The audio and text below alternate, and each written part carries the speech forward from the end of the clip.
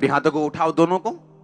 आज मैं घोषित करता हूं इस वचन को सुनने के द्वारा, आपकी लाइफ के ऊपर इसको डिक्लेयर करने के द्वारा आप उसके बाद कभी निराश न रहेंगे।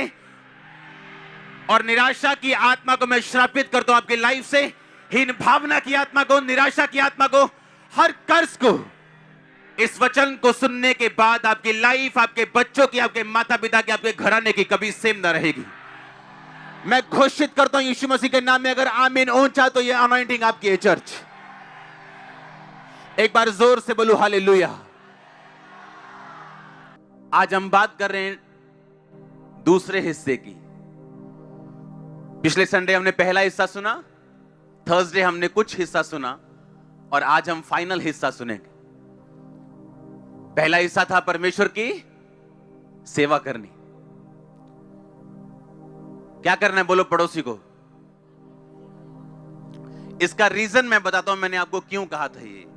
कुछ मैंने आपको पिछले हफ्ते बताया, एग्जैक्ट रीजन क्या है उसका मैं आज आपको बताऊंगा कि क्यों मैंने आपको बोला आपने सेवा करनी। आप जो सुनने जा रहे हो बड़े ध्यान से सुनना। एक क्रिश्चियन प्रोडक्ट है, एक मसीही वही बनता है जो वो डिक्लेयर करता है। इस बात को लिख के अपने दिल पे छाप लेना। एक मसीही वही कर सकता है जो वो घोषित कर सकता है। आप कल वहीं जा सकते हैं जो आप घोषित कर सकते हैं। अब ध्यान से सुनना, मैंने क्यों कहा आपको सेवा करनी जरूरी है। क्योंकि इस घोषणा को करने से पहले अगर आपका बेस राइट नहीं है तो मेरा यह वचन सुनाने का कोई भी फायदा मुझे नहीं होता, क्योंकि यह वचन सिर्फ 10% लोगों की लाइफ में काम करता। परमेश्वर ने मुझे कहा मैं आपको यह क्लियरली बताऊं, अगर आप अपनी लाइफ में घोषणा नहीं कर सकते आप उस जगह पहुंच भी नहीं सकते।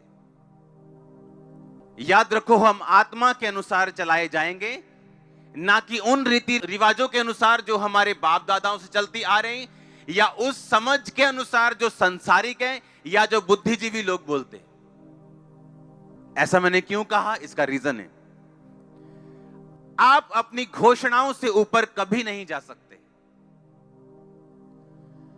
आप चाहे लाख स्पिरिचुअल हों, आप प्रार्थना करने वाले हों, आप वचन पढ़ने वाले हों, आप पवित्रताई में रहने वाले हों, अपनी घोषणा से ऊपर आप कभी नहीं जा सकते।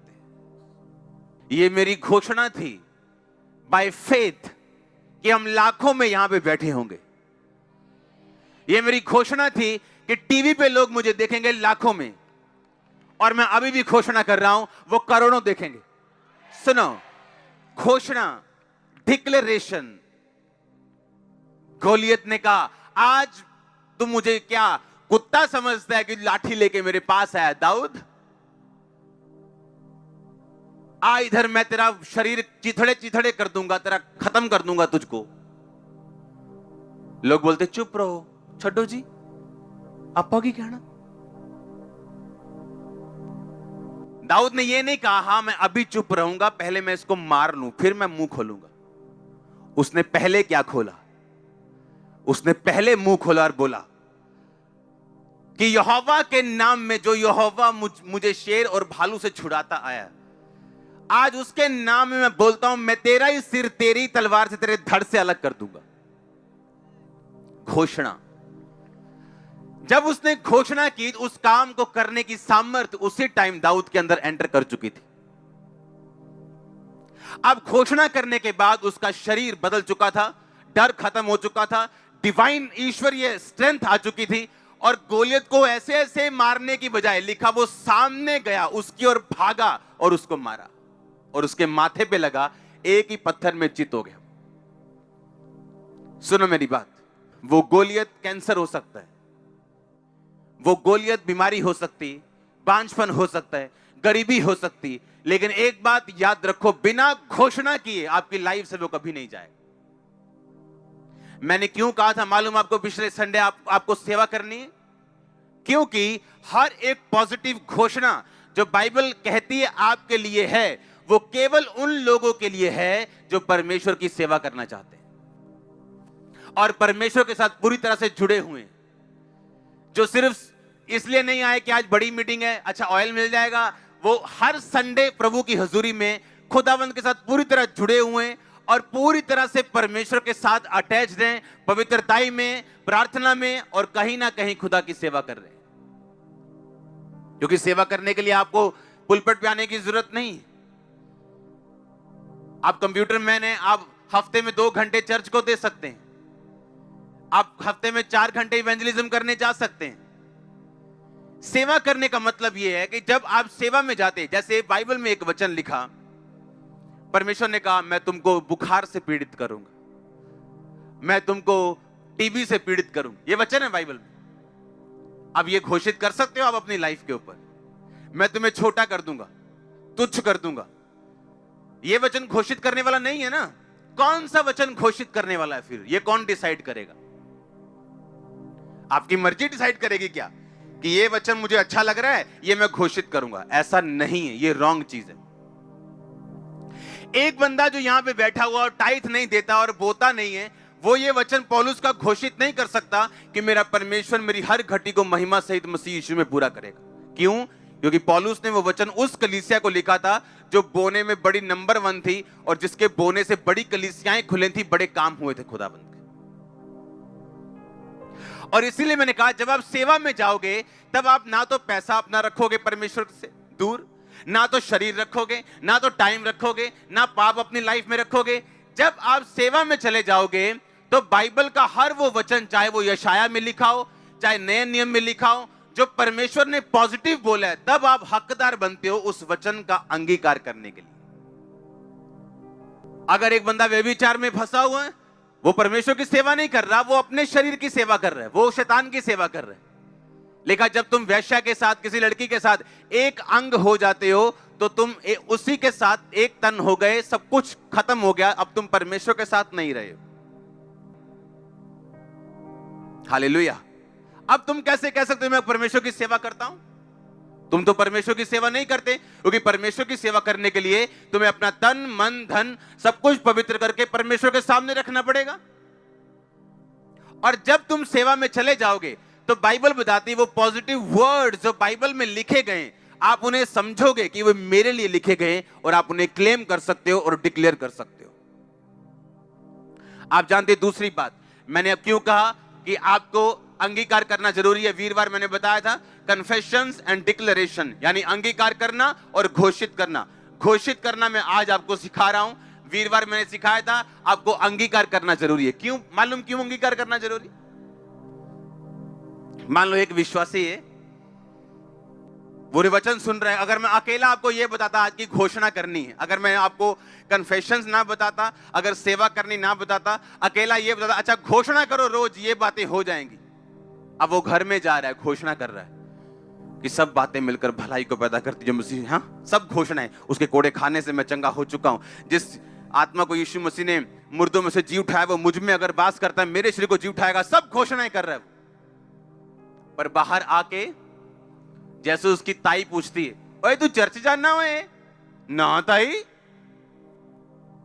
उन घोषणाओं का कोई फायदा नहीं। घोषणा एक ऐसी स्थिति आ चुकी है, एक ऐसा पॉइंट आ चुका है आपकी लाइफ की, ऐसी पोजीशन है जहां से आप घोषित करोगे कि मैं नंबर 1 होने वाला हूं, तो आप नंबर 1 होंगे।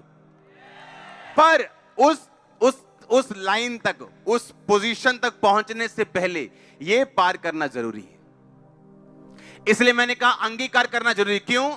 जब आप अंगीकार करते हो कि परमेश्वर मेरा परमेश्वर है, यीशु मसीह मेरा परमेश्वर है, और लिखा जब तुम मनुष्यों के सामने उसे मान लोगे, मुझे लोगों के सामने मेरा अंगीकार करोगे, मैं दूतों के सामने तुम्हारा अंगीकार करूंगा। सुनो इसका मतलब क्या? जब एक इंसान परमेश्वर का अंगीकार करता है, मान लो मैं 10 लोगों के सामने अंगीकार करता हूं, और यीशु मसीह मेरा परमेश्वर है, मैं चर्च जाता हूं, मैंने बपतिस्मा ले लिया, मैंने पाप छोड़ दिए, यीशु मसीह मेरा परमेश्वर है। अब आप परमेश्वर, आपका सिरदर्द परमेश्वर का सिरदर्द बन गया, आपकी गरीबी उसकी गरीबी बन गई, आपकी परेशानी, आपका ट्रबल, दिल की बेचैनी, आपका डिप्रेशन अब परमेश्वर का हो चुका। अब परमेश्वर को मालूम है, ये घोषित कर चुका है शरेआम कि मैं इसका परमेश्वर हूं। जब आप घोषित कर चुके शरेआम, क्योंकि वो घोषणा अधूरी है जो आप बंद कमरों में करोगे और शरेआम परमेश्वर का इकरार नहीं करोगे। वो घोषणा नहीं, क्योंकि वो घोषणा आपकी ब्लॉक हो जाएगी जब दूत ये देखेगा कि बिना अंगीकार के घोषणा की गई किसी काम की नहीं। और जब बाहर अंगीकार होगा, आपके बॉस को आप बताएंगे मैं यीशु मसीह को मानता हूं। बहन जी कितने चल रहे हैं, आप बता के आएंगे चर्च जा रहे हैं। आजकल तक कोरोना वायरस चल रहा, चिंता कोई नहीं, उत्थे खत्म हो जाना। हाँ, आप बता के आओगे, आप भाई नहीं बोल के आओगे मैं काम चल रही है, भूआवल चल रही है, वांडे चल रही, जिथे भी चले पंजाबी च। हाँ, क्योंकि जैसे ही आप अंगीकार, सुनो मेरी बात, अंगीकार जब मैं करता हूं या आप करते हैं, होता क्या है, हेवन आपकी रिस्पॉन्सिबिलिटी उठाते हैं, आप स्वर्ग की जिम्मेदारी बन जाते हो। आपने अंगीकार किया कि वो मेरा परमेश्वर है आपकी लाइफ सेवा में, और आपने अंगीकार किया, दो बातें हो गई। जब जक्कई ने अंगीकार किया, कहता परमेश्वर, एक असली अंगीकार वाला व्यक्ति, उसकी निशानियां होती हैं। इसीलिए मैं आपको बोल रहा हूं, सफलता हर बंदा नहीं पा सकता और वहां तक नहीं पहुंचता। क्यों?